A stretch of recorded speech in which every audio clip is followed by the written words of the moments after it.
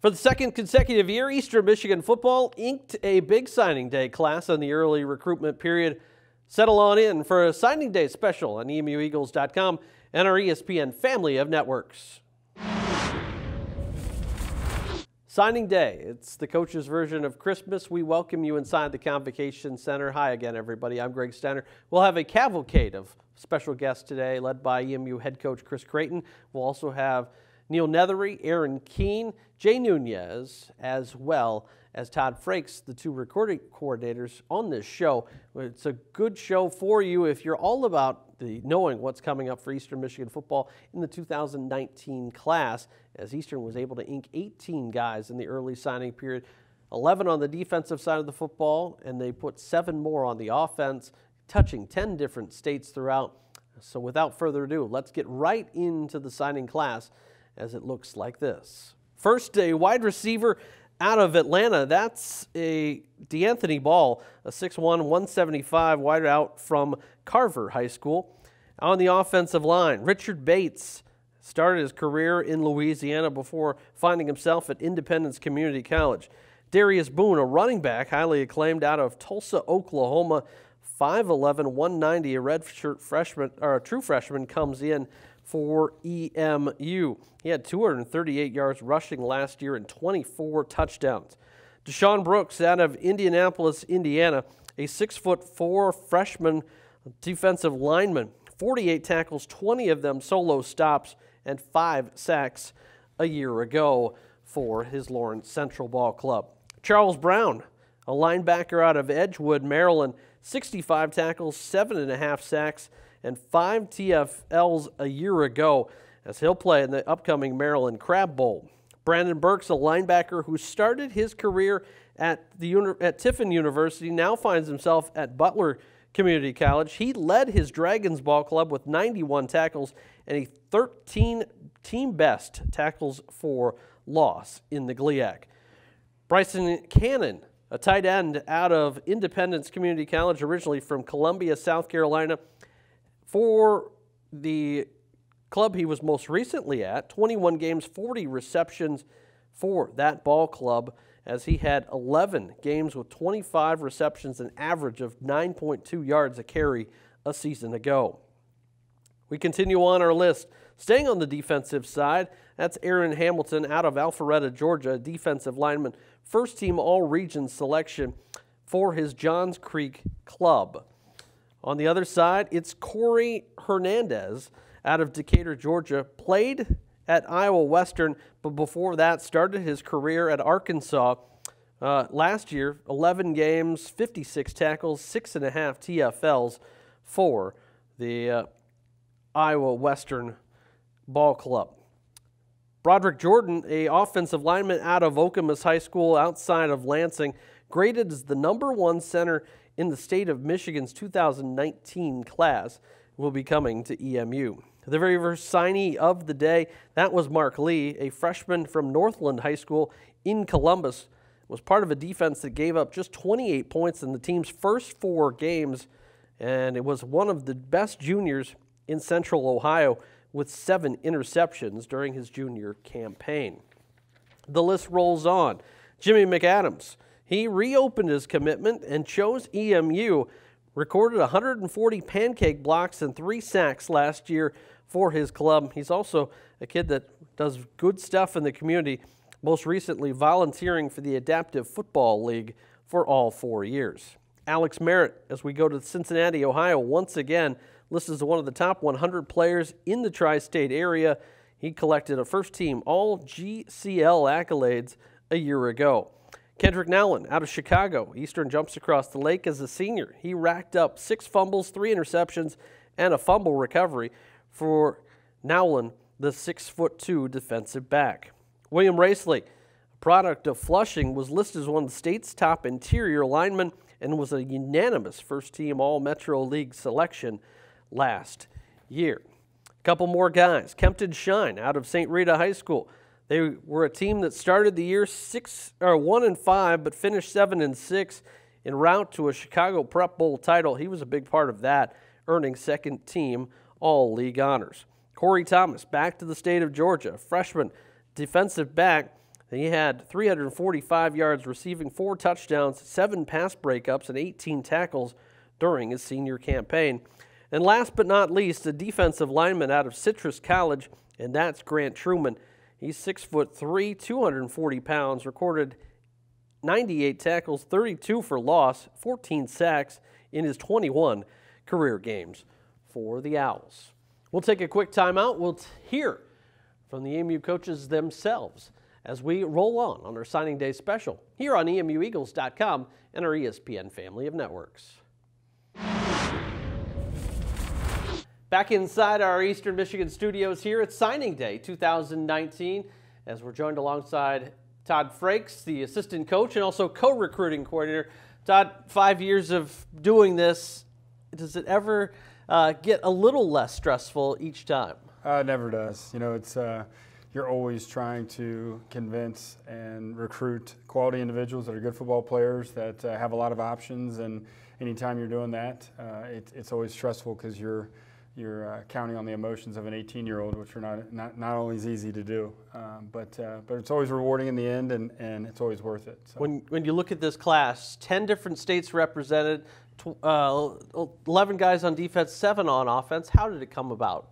Yeah, so you know, you always start from who are you graduating, and so I think we're graduating 17 seniors, and we were really under on defense as far as the allotment of scholarships, and so we knew it was going to be a bigger class defensively. So we kind of start from there, and then you address your positional needs, and you build your class from there. And so you know, basically we had more guys coming back on scholarship on offense than we did defense, and so we've really tried to hit both sides hard, but especially defensively. Inside the secondary, you go 5 guys in the backfield, knowing that also you have a deep class that's going to graduate next year. How Right. much does that play into it? Yeah, you do. You have to look 1 and 2 classes into the future as far as where you're going to put your numbers at. And so we graduated, I think, 3 this year from the back end, and we'll graduate 3 more the next year. And so, you know, we had to make sure that we had good depth, and we're strong on that for the classes to come as well. One of the always things to look at is bowl season. How much did this bowl campaign affect the recruiting schedule a little bit, because you had the tight window into practice and everything else in there? It was probably the busiest 2 to 3 weeks of my coaching career, just trying to balance being on the road recruiting, having official visits, bowl practice. We threw a banquet in there. You know, we really tried to squeeze it all in those 2 weeks, and then we lost a full week, you know, of recruiting with the bowl season, which is a good problem to have, but it did kind of put you up against it. But nowadays, everything happens so early that we really were close to full before that even happened, and so we were able to manage it and get it all done. But it was hectic and stressful. Let's start going through the list a little bit, looking at some of the guys and who they are. First guy we'll talk about is Deshaun Brooks out of Indianapolis. Yeah, just a really quality football player, really quality person, which we always are going to look for. Got a big frame, got the ability to be a big kid, so we're particularly excited about Deshaun. Charles Brown out of Edgewood, Maryland, went to Hartford Tech, a kid that you guys have high hopes for. Absolutely, absolutely. Had he and his family on the official visit just about a week and a half ago, and really quality person, really quality family, and great player obviously as well, and so we're really excited about him. Brandon Burks, a kid that starts his career at the D2 level at Tiffin, then goes the junior college route, but another guy that has college experience already to help your depth. Right, absolutely, and he was interesting because we just kind of happened upon him. We saw him at a camp in the summer, and just were really impressed with his size, with his athleticism, and weren't necessarily thinking that we needed that, but just like I said, we're very impressed with what he did, and looked into it a little bit more. And he's actually got 3 years of eligibility, which is great when you're talking about a guy that's had his different experiences. So again, a guy that we're excited about. The Peach State was good to Eastern Michigan. Aaron Hamilton, a D lineman from Johns Creek, 6'2", 270 on the defensive line. Yep, played a little bit of offensive line as well. You know, this year there was a a new thing where we could have early official visits. He came up on the early official visit. We had seen him at a camp down in Georgia, which is great to have an in-person evaluation. And so he's a guy that we've seen do what he can do in person, and so we're again excited about him. Another defensive guy is Corey Hernandez, who started his career on the campus of Arkansas, but transferred to Iowa Western. Right, yeah, I'm particularly excited about him just because he's my position. But great person, great family, and a really talented football player that I'm excited to work with. We had recruited him originally because we recruit Atlanta, and so we recruited him originally, and he ended up kind of blowing up and going to Arkansas, and with the coaching change there, didn't necessarily fit in with what they were looking for, and so decided to go the junior college route, and again is a 3-year guy for us, which is just really advantageous because we really feel like those guys are high school guys, and so Corey was a really big one for us. And then you jump across the lake, you go to Chicago and pull Kendrick Nowling. Yeah, he's a really talented, big frame kid that played high safety. He also played a little bit of outside backer, or what our dog position is, and so we see him as very versatile. Comes from a great program at Marist, and just a really intelligent individual. He's wrestling, so he's a tough kid. So we're really excited about the versatility with Kendrick. Here with Todd Frakes as we're going through the signing class on the defensive side of the ball. The very first guy in the door this morning was Mark Lee. He was right after 7 and always right on the spot, like you want him to be. Absolutely.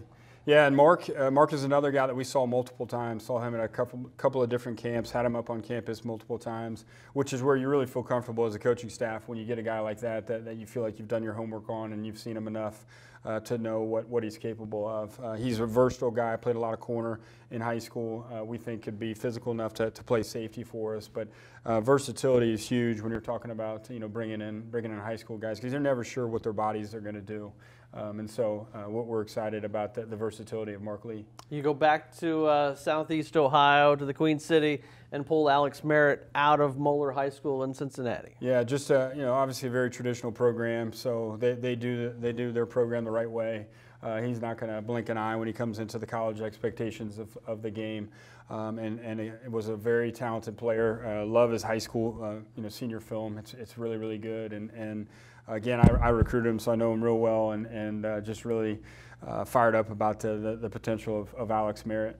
Kempton Shine out of Chicago went to St. Rita, the same school that produced none other than Pat O'Connor. That's right. They could produce some football players. That's right. If he turns out anything like OC, I think we'll be okay. So he's another guy that we saw at camp, very versatile, probably could play either safety or corner, but when you've got the athleticism he has, we'll start him out at corner and let him turn him loose. And so he's, again, a guy that's really valuable when you talk about versatility. It's got to be a crowded backfield. Corey Thomas, also a kid out of Atlanta in that secondary for EMU coming in next year. Yeah, Corey is, he's a Detroit native, and so we had seen him his freshman and sophomore year locally, and I still remember seeing him at a camp that we had in Detroit when you were allowed to have the satellite camps, just how impressed I was with his work ethic, and ended up offering him early, which is, we don't do that a whole lot, especially that early, but he just worked so hard. And then we just continued the relationship and saw him this summer at camps, and ended up getting him, which is great, because it's a bit of a homecoming for him. He had 2 great years down in Atlanta and played for a great program down there, but is coming home to play in front of friends and family. And then last but not least, Grant Truman comes from the left coast, as he'll be pulled out of the California JUCO route. Yeah, he's one of a number of guys that we've really been able to build our program on, as far as just finding good quality individuals that are great football players that might have a little bit more experience than a high school guy coming in, and we feel like he's got a very high ceiling, great person, great family, just like I've talked about with a lot of the guys, but has a whole lot of talent to help us on the football field as well. So we're excited about Grant. So you look at this crew now, 18 are in, you still have some space. What does it mean for the next round as we look towards February? Yeah, we'll be very choosy and just trying to find some specific needs. We don't have a lot of needs, to be honest. We have 2 or 3 spots that we'll look to fill. We don't always fill all of those spots. We kind of hold it off sometimes to see, what happens in the spring, and you never know with injuries. You never know with any of that stuff as far as what your needs are roster-wise. So we really like where we are right now.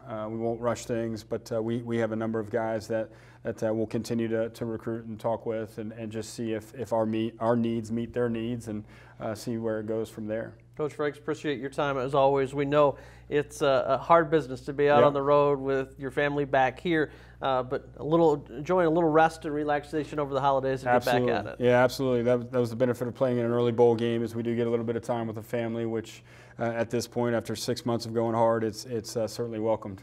Certainly, we appreciate your time. Another timeout. We'll be back on the Eastern Recruiting Show right after this. Signing Day rolls on here on EMUEagles.com as we now take a deeper dive into the EMU defense, joined alongside assistant head coach and defensive coordinator and kind of the czar of this Eagles defense, Neil Nethery. Signing Day can always be a stressful one, but you look pretty calm and relaxed today with all 11 guys coming in. Yeah, everything went about according to plan, and so that was good for us. That's always a good thing. It's been a short transition. You go from learning the bowl announcement to signing day, have bowl prep in there. How much of an impact does that make for you and your preparations? Well, it was very difficult. It was about as difficult a 2 weeks, I think, as I've had professionally, just trying to juggle both those things with an option offense to defend. It was hard. It was real hard, and I feel fortunate that we already had a lot of our recruiting in place. We had a really good summer defensively and had a lot of early commitments, and we're pretty much just had to maintain those relationships down the stretch. 5 DBs, you're able to bring in 4 D linemen and a pair of linebackers. We'll start with the linebackers first. You're losing Jalen Pickett and Kyle Rockwell, some guys that have been extremely proficient in your defense. But you have some guys returning, but these guys will certainly come in and make an impact as well. Yeah, we're excited about Brandon Burks, and we had been able to see him in camp this summer, and he's local enough. He's from Ohio, and so he came up with his family, and just a really great family, and we're able to get to know them, and so that we really had established a pretty good relationship. And then he actually had an injury most of the year, but we were able to get 1 game on film, and that's all I needed. Yeah. And so that worked out really well. We're Does that help in a way, because some people don't look at him because he only played 1 game? I think absolutely. We're always kind of looking for discounts here, and that worked in our favor to my thought. And then Charles Brown, really excited about him as a young guy. He's a guy that Northwestern had reached out to me late in the process. We lost somebody that was committed, and Northwestern reached out to me, just a guy I knew on staff there, and said, hey, I've got a kid that we'd really like to take, but we're full. Got on his film, and then got on a plane and went and saw him, and again, just a wonderful family, wonderful kid, and we think he's got a bright future for us. On that defensive line, you look at it, you lose Jerry to graduation, and then Max will depart with his declaring for the NFL draft. How does that change some pieces that you have on the line? Well, it just makes Grant and his commitment a bigger deal, and he's going to have to come in and help us. And then we've got the freshmen coming in, and you'd like to hope some of them can help us. It definitely, everybody's just got to one up. That's how it works. So. And then in the secondary, you've got a group of 5 that come in. Granted, you only lose 2 out of that secondary, so a good group to come back, but that also then builds you to the following year as well. Yeah, no, we feel the secondary that's coming in is really important. I hope that they're able to help us right away with what we've lost. A lot of what we lost, I think people always look on paper at your starters, but we play as many as 25 kids every Saturday. You can't make it through the season on 11. And so we've got to have guys that come in here and challenge for starting roles and are good enough to play on Saturdays. You look at your season overall, your top 30 in defense, you were able to get the turnover so much. Is there a way to carry over that from year to year, or is it just guys working harder and hoping some of those breaks happen? Well, we've got a good – I think we've got a good system. I think we've got a good culture right now on defense, and but we're losing some good football players. Some guys are going to have good off seasons. We have to have really good development this fall or this spring, and it'll be a challenge. Coach, we appreciate your time. Happy holidays. Enjoy a little rest before you have to get right back at it, right? Absolutely. Definitely will. Thank you. Thank you. Back here on our signing day special, now joined alongside Jay Nunez. You take over the role this year of adding that assistant recruiting coordinator title. How was year one? It was outstanding. It's definitely a leadership role, organizing all the on-campus events. Spend a lot more time with the recruits, especially, when we're preparing for a bowl game. We have practices, official visits going on. So I was kind of the gate while coaches were coaching, after special teams periods, being the full-time guy around those. And it was a great experience. Spending more time with the recruits and their families. It's a class of 18, 7 of the guys on the offensive side of the football. We'll go through them in a minute, but when you start piecing together a class like this, it's not something that just happens overnight. I mean, this is hard work and months of preparation to get to this point. No doubt. I mean, we've already started. I was in there with our defensive coordinator setting a board for the 2020 class right now, because we're going to go out here in about 3 weeks in January, and you hit the reset button and you're going. So we're already talking about needs for a year out. It's projections at this time, but at the same time, we just got our guys committed. They've signed, and we've got the ball rolling, for the 2020 class already. When you look at recruiting, and so much of it is an arms race, how much will the new Student Wellness and Performance Center help Eastern Michigan? That's going to be huge. I tell guys that we recruit all the time. If you're choosing Eastern Michigan because of a new building, you're not going to be a fit here, is the truth. But at the same time, college athletes, football players, they're more busy than the school president. They're working 12 hours a day with classes, study hall, football, lifting.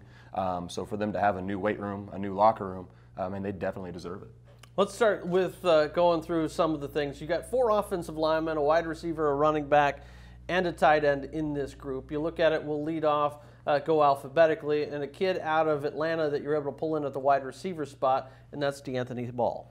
Yeah, we set out, last February and said we're taking one high school receiver. So it's been a year-long process, going through, countless hours of video, trying to choose the guy that was the right fit for us. Obviously, being a player on the field, but also, fitting with our core values and a great person. And at the end of the day, we sat down and decided DeAnthony was the guy we wanted. On the offensive line, you're going to lose some folks, and with that said, you bring Richard Bates in, who was at Independence Community College, to help with that offensive line. No doubt. A lot of people don't know, but I played offensive line. So having, you got a veteran in the middle, is coming in, but he's played, meaningful snaps. You play in the junior college league, the Jayhawk League. You played against good players. So obviously losing a lot of guys who played in multiple games, multiple minutes up the middle for us. Replacing that, obviously we have some young guys we feel great about, but getting a guy who's played in college games just to build that depth is huge, because as we all know, you win the games up front. At the running back spot, a lot of people tried to get him late, but Eastern Michigan able to hold on, and that's Darius Boone, a guy that out of Tulsa that I know Coach Pete is looking forward to having on campus. Oh, no doubt. I'm excited about Darius. I've recruited him every step of the way. Being from Oklahoma and recruiting the state, it's been awesome. Being back there and building a relationship with him, but had big Power 5 interest early. But we were on him, every step of the way, and a very loyal kid that's excited to get up here and run the ball for us. A position you used to coach before giving it up for the special team side only. Bryson Cannon will add to that tight end depth. No doubt. In today's offenses, you want that tight end that can run vertical, can run 10-yard outs, but at the same time can block power. So as we were going through and taking one junior college tight end this year, that was what we needed, a versatile guy, and that's what ended up settling us on Bryson and his film. He's kind of a do-all guy that can function in our offense every play, and we're excited to get him. Inside the state of Michigan, you're able to get a couple of them, and Broderick Jordan, one of those, a kid out of Okemos. He's another kid that we recruited for a long time. We saw him at camps, had been on campus several times, and just that mauler, nasty football player as an interior lineman that you need. We're definitely excited about him. A kid that was originally committed to a borderline group of 5. They want to say they are, at least, but he loses his commitment, comes to you instead, and that's Jimmy McAdams. He's a kid, again, that we felt great about as far as in the process, thinking we were going to get his commitment early. Had been on campus, several times, loved the family feel here. Obviously didn't go our way initially, but as everything went on, we ended up getting him back. And again, it all starts up front, and a big body that moves that well and moves people. He's going to help us out a ton. And then William Racely, another kid in Eastern's backyard. And I know it's been hard to get those kids to come, but he comes out of Flushing. Another kid that had multiple MAC offers. Saw him at several camps. And I'll tell you what, you talk about a Michigan kid that wants to be here. He's excited. He bleeds the green already. And every time you talk to him on the phone, it's an hour conversation with just pure excitement. And he's going to be a great fit for us. When you look at this, no specialists in the group, but you have guys like Jesse Kelly you have to replace. How do you go about doing that? Is it with people on your roster already, or do you still look for those guys as walk-ons? Oh, you always develop what we have on our roster. Obviously we got to replace Jesse as a kickoff guy. And what I've done in my past, I've always done with a preferred walk-on. You get guys to compete, you get guys to develop, and then you reward them. I've been a special teams guy now for 8 years, and I've scholarshiped 9 former walk-ons. So you get those guys that want to come in and compete, develop them, and going in through January, that's what we'll be getting shored up on the special team side of it. Now you get a little respite, come back after the holidays, and get to do it all over again.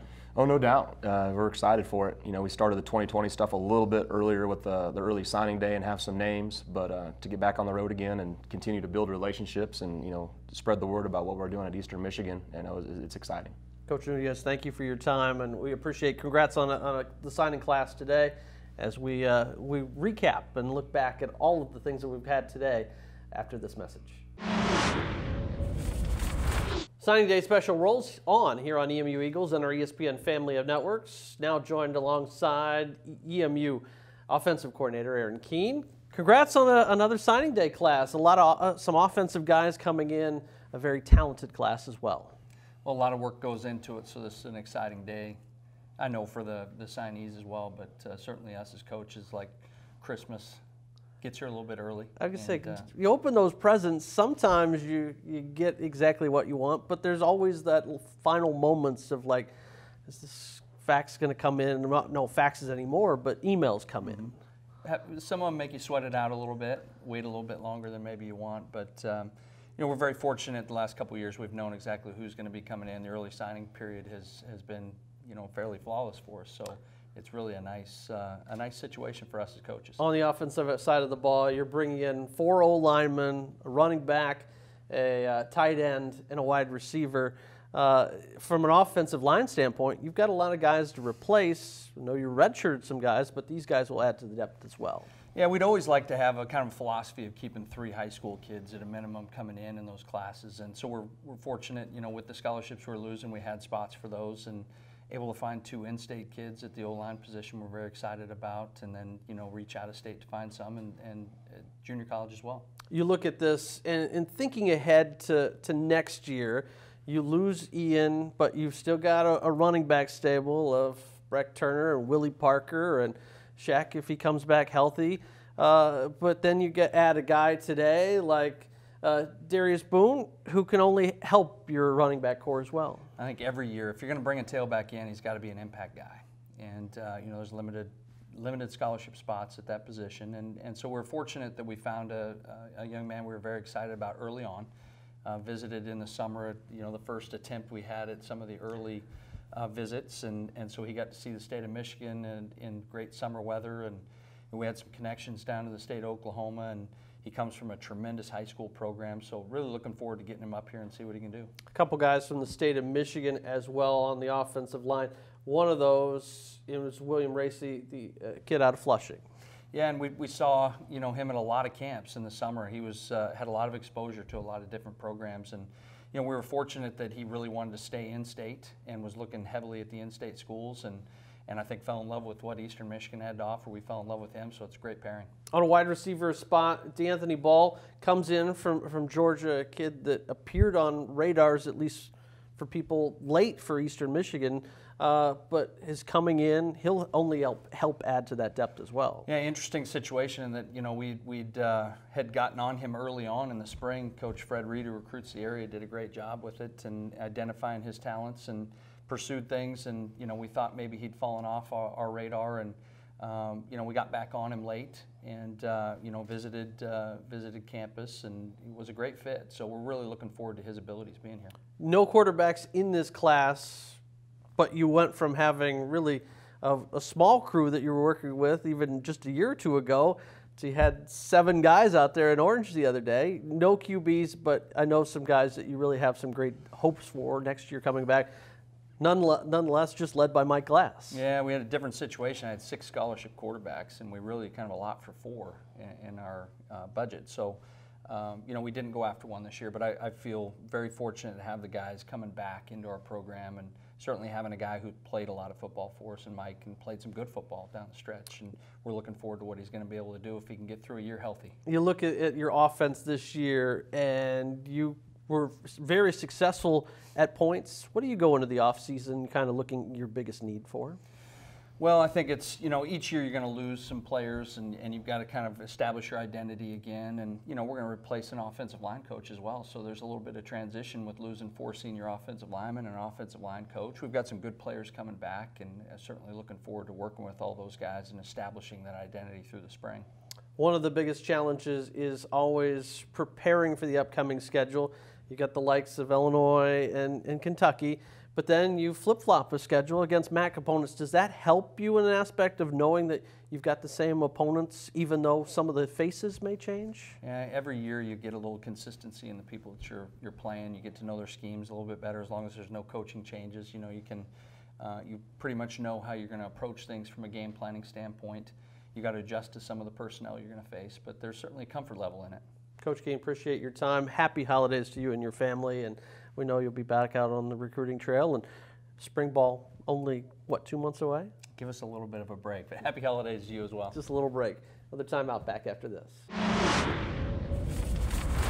Back with EMU head coach Chris Creighton as we look inside Eastern Michigan's signing day class, 2019 edition. Coach, each one's like your own kids. They're hard to break down how special they are, but how great is this 2019 class in your eyes? Well, we're going to find out, obviously, in 4 and 5 years is really how you answer that question. But it's a really strong class. When you look all over the country for something very specific, the one thing is the film. These guys got to be, super talented and play in a way that matches who we are. But that's not enough for us.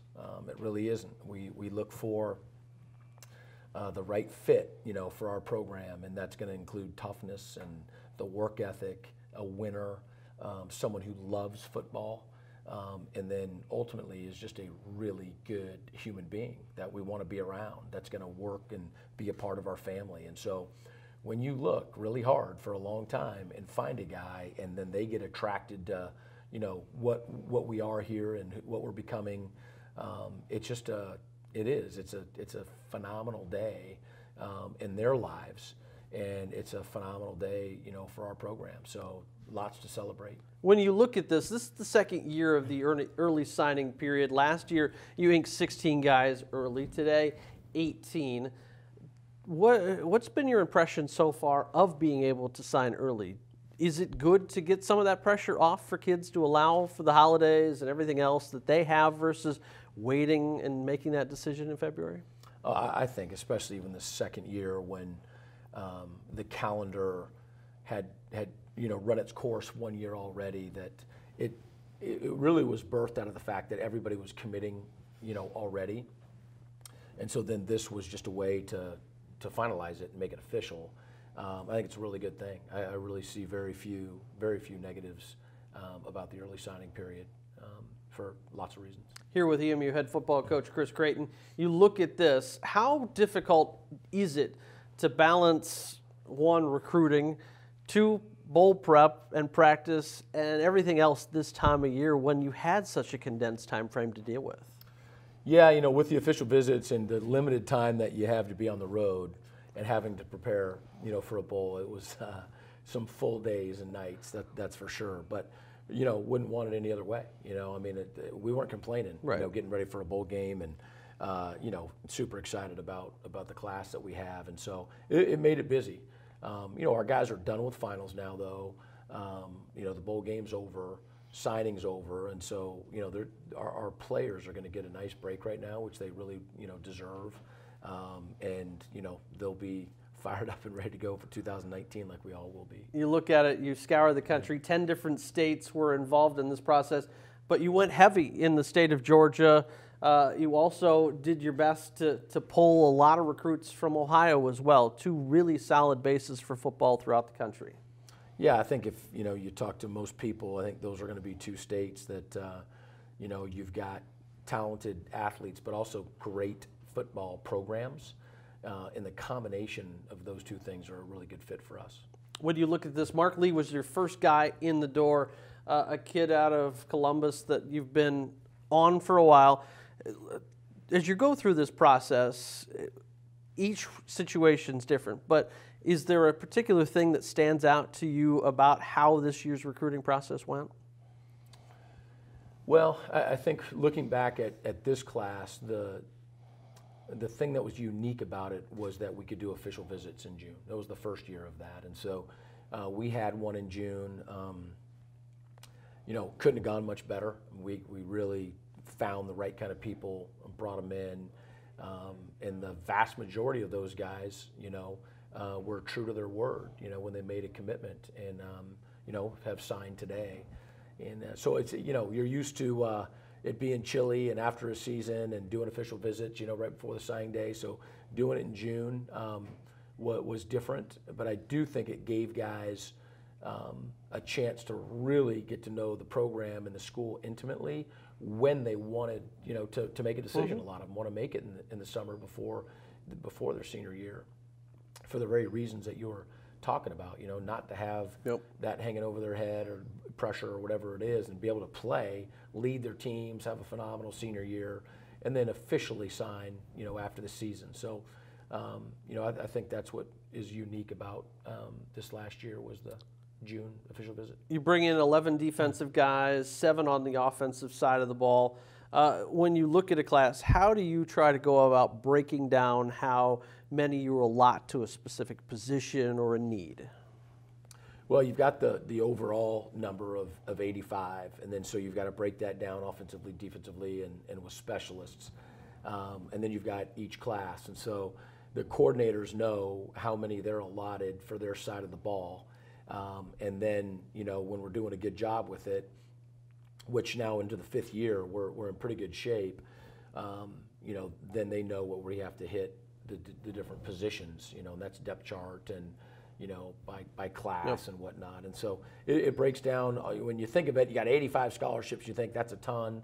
But then when you're the wide receivers coach and you have one scholarship, for this year at wide receiver, all of a sudden you get really picky really quick. Plus, you also have to look at that balance. When do you decide to go with a junior college guy versus a high school guy as well?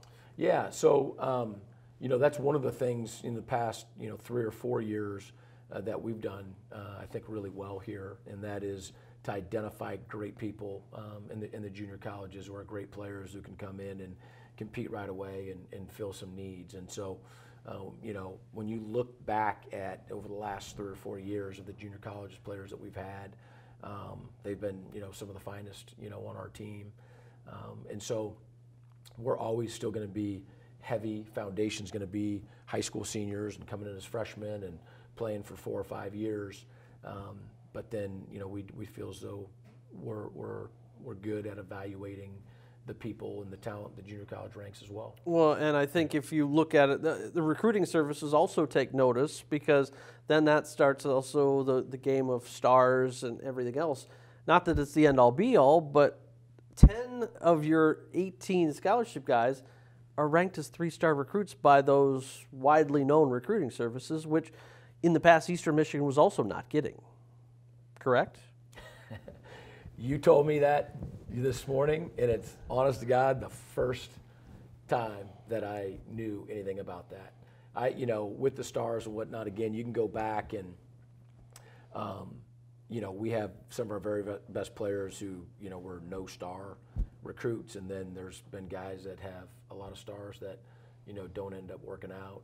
We trust the coaching staff service, on that. And so I get that people put stock into that and whatnot. I get that. So I guess I would say we agree. If people think it's a good class, we agree with them. Couple more moments here with EMU head coach Chris Creighton. 18 different phone calls you got to make to these guys this morning. Every time you make that call, it's a life-changing moment. what goes through your head when you make that call to change someone's life? Yeah. Well, when they're officially signing, right? I mean, yeah, it's they all get how big of a deal it is, but you also want to make sure. Often when I'm offering them a full ride scholarship, I tell them, hey, I'm one of those guys that no one ever did this, for, and you remind them of them being in the 1% of high school seniors who play football who get a scholarship to play Division I football, FBS football. I mean, it's just crazy how special of an opportunity that is. And the guys that we recruit get that, and they're appreciative. And so, yeah, I mean, it's fun. I mean, there's often tears, and there's family, there's tears, and that appreciation, continues all the way through. That's why we got such a great group of guys. But, yeah, I mean, we, today we want them to feel as though it's a huge moment in their life, and really believe that they made great decisions by choosing this place. And, it's going to be the beginning of a series of huge decisions that they're going to be making in their life. And, so the process that they go through, we talk about that, and so that they're, continue to make great decisions. Some of these guys will be here in just a few weeks as they enter the winter semester that comes up right after the holidays. The rest of these guys, the freshmen, will arrive in June or ish when the building across the way is supposed to be opening. You look out your window each and every day and see that steel continue to grow. I'm sure that only builds your excitement more towards what 2019 is about to be. Yeah, I do. I literally gaze out that window when I'm talking, on the phone, and there's all the workers going on and the steel's going up. And I mean, that video board is going to be... It's going to be large. Monstrous. And so, and we've built it and put it together, so I know where everything is going to be. And, for that to be opened up this summer, for this class to be literally the first people into those brand new lockers, to be in the players' lounge, to be in that weight room, to be in the sports medicine, to be up in our office suite, in the team meeting room, to be the first guys to sit in those chairs. It really is. I mean, it's exciting. And, where we're at right now with those guys coming in, the 2 bowls in 3 years, and we're playing good football. We get a $20+ million end zone facility being built. There's great things happening here, and I think everybody knows that and is excited about that. And then, Saturday night, I mean, somehow is just kind of, poured fuel on an already raging fire. And so can't wait for 2019 to get here. It'll be here before we know it. Coach, congratulations on your signing day class. Happy holidays to you and your family, and I know you'll be right back ready to hit the recruiting trail as soon as you can. No doubt. Go Eagles.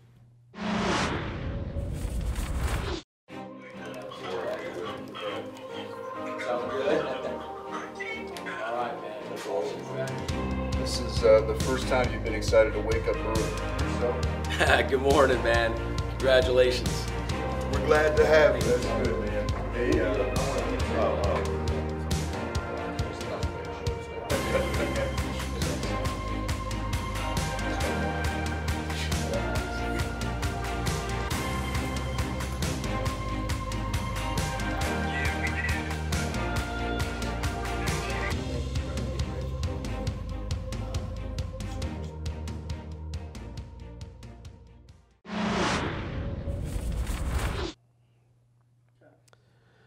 Before we know it, we'll be headed out on the factory field once again. Eastern Michigan will open the 2019 campaign on the road. First 3 weeks, they'll be away from the factory. They'll open the year at Coastal Carolina before going to the University of Kentucky and then to the University of Illinois for the first 3 weeks. Then they come home to host Central Connecticut State to open the newly looked factory with the ongoing construction across the way.